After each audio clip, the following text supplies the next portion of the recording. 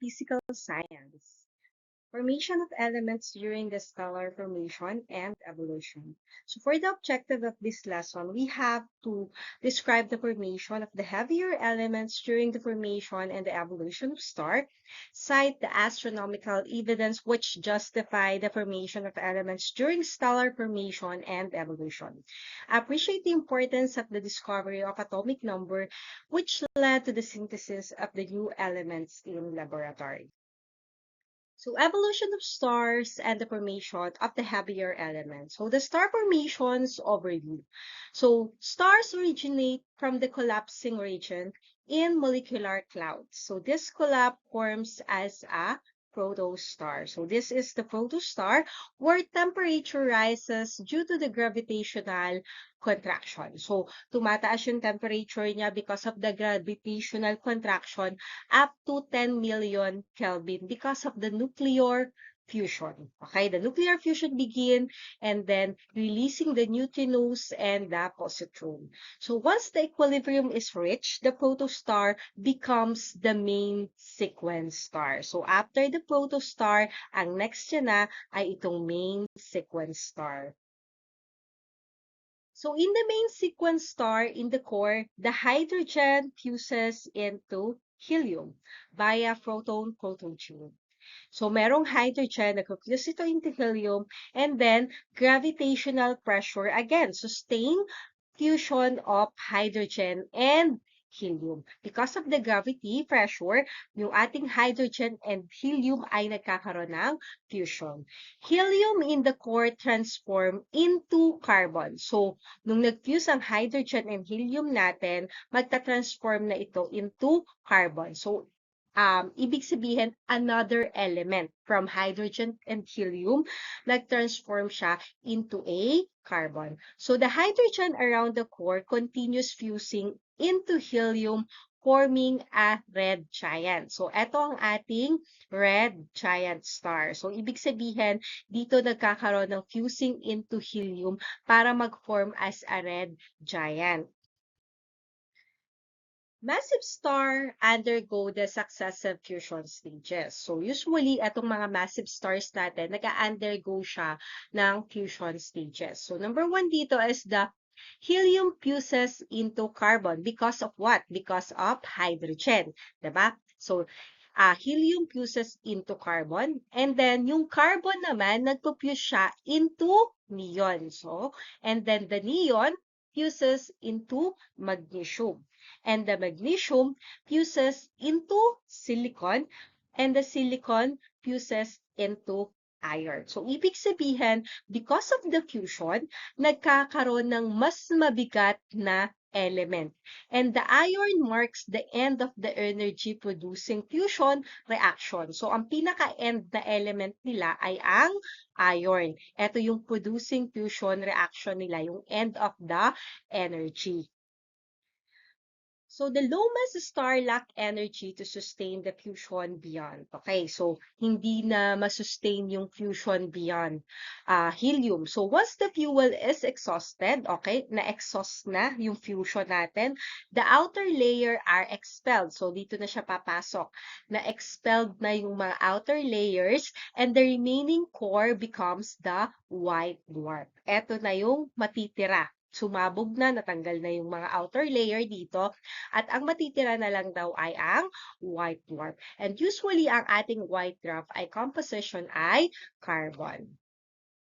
So, in the Big Bang and element formation, in the first 3 minutes of the Big Bang theory, the universe expanded and cooled. So, that is a Big Bang theory. And this led to the formation of the hydrogen, helium, and lithium. So, these are the lightest element that we found during the Big Bang. Meron na tayong hydrogen, helium, and lithium.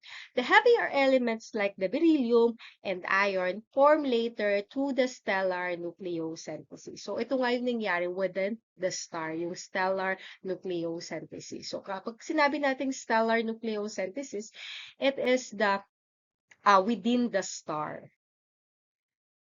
helium react with carbon to produce oxygen and gamma ray. So kapag ang helium nag-react with carbon, magpuproduce siya ng oxygen. At ito na yung stellar nucleosynthesis na binanggit natin kanina, yung nangyayari dun sa red giant.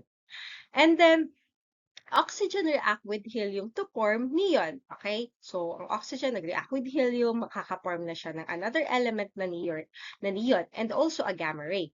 So, carbon fusion produce the magnesium and gamma ray. Oxygen fusion creates silicon, alpha particles, and gamma rays. Fusion continues. Okay?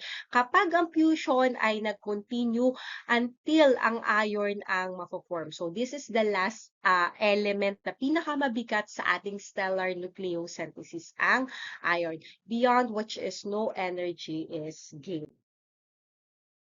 Pieces of evidence here, there is an interstellar dust and gas support theory of the star formation. So, nakikita daw noon na ito yung mga ebidensya na meron daw tayong interstellar dust and gas and the infrared radiation. So, from forming stars indicate the ongoing nucleosynthesis, na nagkaroon talaga ng stellar nucleosynthesis. So, these are the pieces of evidence na nagpapatunay na yung Big Bang Theory ay nangyari at nagkakaroon talaga ng stellar nucleosynthesis. And then, si Henry Gwen Jeffrey Moseley arranged the elements by atomic number, not atomic mass. So, siya yung nag-arrange ng mga atomic number ng elements sa periodic table. So, sabi niya, adding proton increases the atomic number. Kapag nag-a-add ng proton, ibig sabihin, nag-i-increase din yung atomic number ng isang element. And that is create the new element na kapag nadagdagan, ibang element na siya. So, this approach helps predict and discover the unknown element. And also, we have here the nuclear reaction. Meron daw tayong tinatawag na alpha emission, beta emission, and the gamma emission. So, when you say alpha emission, it releases the two proton and the two neutrons forming the lighter element. At kapag sinabi naman nating beta emission, it converts a neutron into a proton ejecting an electron. The gamma emission occurs when an excited nucleus emits a gamma photon. So makikita natin dito sa diagram na dito yung alpha, beta, and gamma. Usually, pag sa alpha, may particle release siya na 2 proton and 2 neutron, and then nagkakaroon ng changes in element. The penetration is slow. So, example nito, kapag nag-undergo ng alpha emission, ang uranium magiging thorium. And then, kapag beta emission naman, electron. And then, nagkakaroon din siya ng change in element. Yes, ang penetration niya in medium. Example nito, carbon to nitrogen. So, yun yung magkakaroon ng changes. And then, the gamma naman, this one is a particle release energy. So, walang changes in element, pero mataas ang kanyang penetration. So, cobalt to nickel plus the energy. Okay, for the key points of this lesson, the stars form when molecular clouds collapse, creating a protostar that heats up until the nuclear fusion begins. Okay, hydrogen fuses into helium in the core, eventually forming a carbon and leading to the red giant phase. The massive star fused progressively heavier element up to iron through the successive nuclear reaction. So the low mass star expel their outer layers and leave behind the carbon-rich white dwarf when fusion ceases, and the Big Bang produced the light elements while the heavier ones form later through the stellar nucleosynthesis. Fusion reaction between the lighter elements create the heavier one, with iron being the final product of energy yielding fusion.